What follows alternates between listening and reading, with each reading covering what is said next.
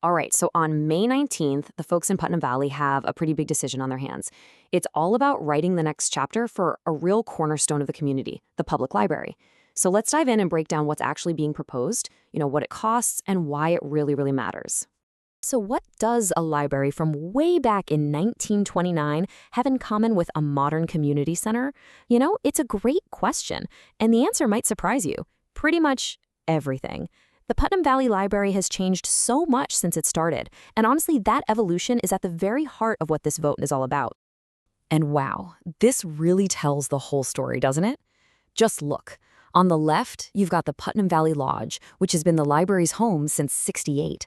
And get this, that building used to be a tissue paper mill and even a toothpick factory. Then look to the right.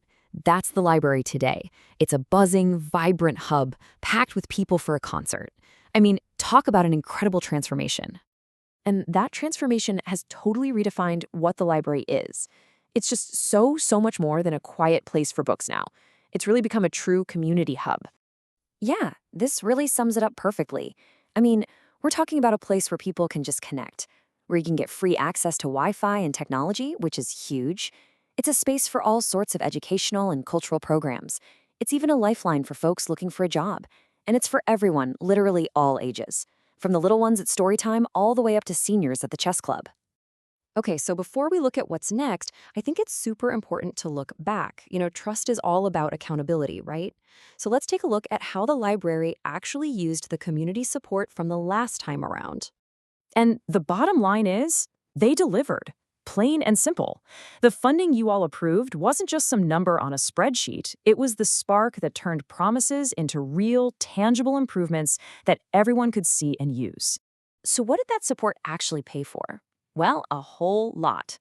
We're talking a complete remodel of the community room and the kitchen. They did some critical behind-the-scenes work on the HVAC system and even asbestos abatement. They put in new ADA-accessible doors, which is fantastic. And then there are the practical upgrades, like better insulation to save on energy, the ability to print wirelessly from your own phone or laptop. And they expanded the awesome Library of Things and the Museum Pass program.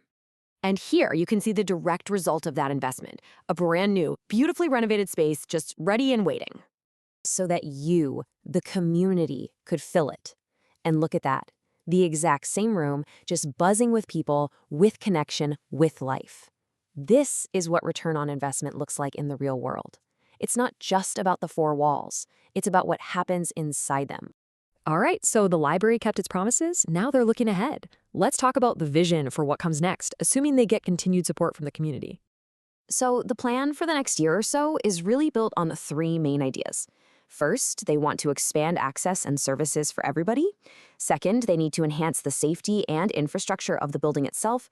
And finally, they're looking at strategic growth to make sure the library is strong for years to come. So what does that actually mean in practical terms? Well, this budget would allow the library to increase its hours, which is something the community has been asking for a lot. It would also help them tackle much-needed repairs on the parking lot and brighten up the children's area. And this is a big one. They want to add insulation to stop the pipes from freezing. Thinking a little farther down the road, it would also support planning for a cool cafe-style hub, and, this is really important, buying a generator so the library can become an official warming and cooling center during emergencies. Okay, let's get down to the brass tacks. Let's talk numbers. What does all this cost? And maybe more importantly, what's the return on that investment for the community? Let's start with the value side of this, because this number is just incredible. In 2025 alone, the people of Putnam Valley saved a whopping $786,925 just by using the library. We're talking borrowing books, ebooks, using passes instead of buying them. That's money that stayed right in people's pockets. Okay, so here's the request. To keep providing all that value and to fund these new improvements, the library is proposing a total tax levy of $514,500. Now, that's an increase of $31,500. And that's to keep up with things like mandated wage increases, just the rising costs of everything, and to meet what the community is asking for. So the big question is, what does that actually mean for your wallet? Well, for a household with a property assessed at $400,000, the total increase for the entire year is just $7. $7. And just to put that $7 into perspective, that's about what you'd pay for a slice of pizza and a drink. I mean, think about that trade-off. One small treat versus a whole year of access to every single thing the library has to offer our community, it's kind of a no-brainer when you put it like that. It really is. A small cost for a truly powerful community investment. So, at the end of the day, this all comes down to a choice that the voters are going to make. It's really a choice about what kind of resource the community wants its library to be moving forward. And this really lays out the two possible paths forward, crystal clear. A yes vote is an investment. It's an investment in families, in seniors, in job seekers. It means expanded hours, more vital programs, and a safe, modern building.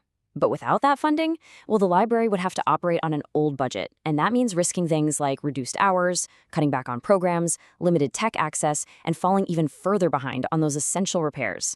So if you want to make your voice heard, here are the details you need. The vote is on Tuesday, May 19th. The polls are open from 6 in the morning till 9 at night, and it's at the Putnam Valley Elementary School. And here's a really important reminder. The library budget is its own separate proposition on the school ballot, so make sure you look for it. So the question for every voter is a simple but profound one. On May 19th, what kind of future will you choose for your community?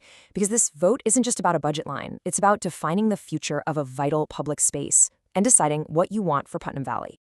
And hey, if you want to dig in a little deeper and get more information, or if you need info on absentee ballots, the official websites are right here. Just head over to putnamvalleylibrary.org or pvcsd.org. Thanks so much for taking the time to get up to speed on this really important community decision.